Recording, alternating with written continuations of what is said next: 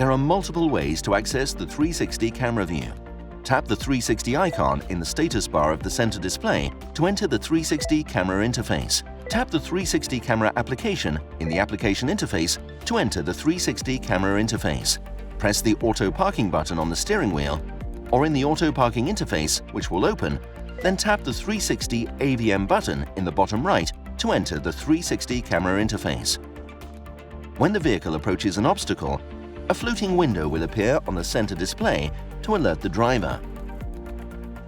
When the vehicle is stationary or driving slower than 30 km per hour, the 360 camera floating window will automatically appear once the indicator is turned on.